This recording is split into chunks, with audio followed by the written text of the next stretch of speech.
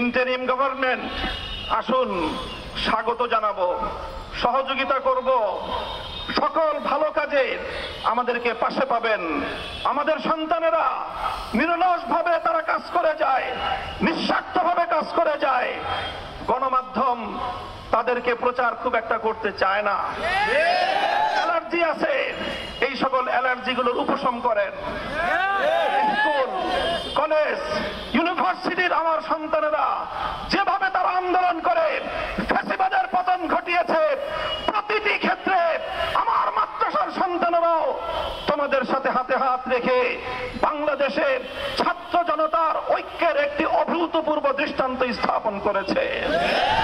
রাজপথে আন্দোলনরত আমার সন্তানেরা যখন সংগ্রাম করেছে, সংগ্রামের সময় বুকের রক্ত দিয়েছে, নামাজের সময় হয়ে গেলে আল্লাহু আকবার, আশহাদু আন্না মুহাম্মাদুর রাসূলুল্লাহ আযান দিয়ে রাজপথে জামাতের সাথে নামাজ আদায় করে স্পষ্ট বার্তা তারা দিয়ে দিয়েছে, বাংলাদেশে নাস্তিকবাদের কোনো ঠাঁই হবে না, হতে পারে না।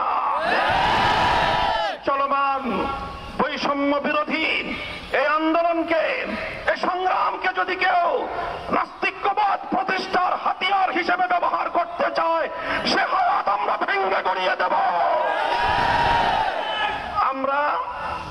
আমরা সবসময় শান্তিপ্রিয়, কিন্তু আমাদের ধর্মের ব্যাপারে, আল্লাহর পয়গম্বরের ইজ্জতের ব্যাপারে, আল্লাহর কোরআনের সম্মানের ব্যাপারে, ইসলাম ধর্মের গৌরব মর্যাদা রক্ষার ব্যাপারে আমরা আপোষহীন। কাউকে ছাড় দেওয়া হবে না। শান্তিপ্রিয় একটি সাম্প্রদায়িক সম্প্রীতির অনন্য দৃষ্টান্ত স্থাপন করে নতুন বাংলাদেশ এগিয়ে যাবে। কাদিয়ানীদেরকে মুসলমান পরিচয় দিয়ে যদি এদেশের মানুষকে গেলাবার, এদেশে মুসলিম হিসেবে তাদেরকে প্রতিষ্ঠিত করবার কোন এজেন্ডা নিয়ে পশ্চিমা বিশ্বের কোন প্রতিনিধি যদি বাংলাদেশে কোন ঘৃণ্য নীল নকশা বাস্তবায়ন করার চেষ্টা করে, রক্তের মাধ্যমে সেই ষড়যন্ত্র আমরা প্রতিরোধ করব ইনশাআল্লাহ। হিন্দু, বৌদ্ধ, খ্রিস্টান, কাদিয়ানী, অন্যান্য উপজাতি, ভিন্ন ধর্মাবলম্বীদের নাগরিক, ধর্মীয় সব ধরনের মৌলিক অধিকার, সংবিধান প্রদত্ত সকল অধিকার নিশ্চিত করবার জন্য এদেশের আলেম সমাজ অগ্রণী ভূমিকা পালন করবে।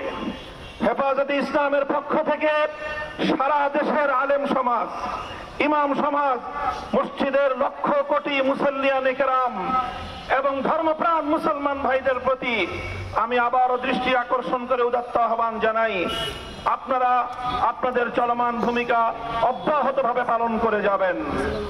সেই সঙ্গে বলতে চাই, অন্যান্য ধর্মাবলম্বীদের ধর্মীয় নিরাপত্তা যেভাবে নিশ্চিত করতে হবে, এদেশের সংখ্যাগরিষ্ঠ মুসলমানদের ধর্মীয় নিরাপত্তা একইভাবে নিশ্চিত করতে হবে। অন্যান্য সংখ্যালঘু ধর্মাবলম্বীরা যেমন তাদের ধর্ম পালনের নিরাপত্তা পাবে, সংখ্যাগরিষ্ঠ মুসলমানদের ধর্ম পালনের ক্ষেত্রে ছলচাতুরির আশ্রয় গ্রহণ করা হবে, সেটা দেশের মানুষ বরদাস্ত করবে না। কাজেই আমরা আবারও আমি এক কথাই আজকে বলছি, কাদিয়ানীদের প্রসঙ্গ বিশেষভাবে বলছি, তাদেরকে উচ্ছেদ করা, তাদেরকে কোনোভাবে ঘায়েল করা, তাদের জানমালের নিরাপত্তা বিঘ্নিত করা, তাদের ব্যবসা বাণিজ্য প্রতিষ্ঠানে তাদের ব্যবসায়িক অধিকার ক্ষুণ্ণ করা, এটা কোনোদিন আলেম ওলামা, হেফাজতে ইসলাম ধর্মপ্রাণ মুসলমানদের কাম্য নয়। আমরা শুধু একটাই দাবি তুলতে চাই, কাদিয়ানীরা তাদের নিজস্ব ধর্মীয় পরিচয়ে তারা যে কোনো ধর্মীয় অধিকার ভোগ করতে পারবে, কিন্তু তারা কাদিয়ানী হয়ে, অমুসলিম হয়ে মুসলমানদের ধর্ম ইসলাম নাম ব্যবহার করবে, মসজিদের নাম ব্যবহার করবে, মুসলমানদের ধর্মীয় উপাসনালয় মসজিদের নাম ব্যবহার করে মুসলমানদের ধর্মীয় অধিকার ক্ষুণ্ণ করবে, এদেশের মুসলমানরা মুখে আঙ্গুল দিয়ে চুষবে না। দলমত নির্বিশেষে সকল নিরপরাধ মানুষের সব ধরনের নিরাপত্তা বিধানে আমাদের নেতা কর্মী দেশবাসীকে আমি দায়িত্বশীল ভূমিকা পালন করার জন্য উদাত্ত আহ্বান জানাচ্ছি।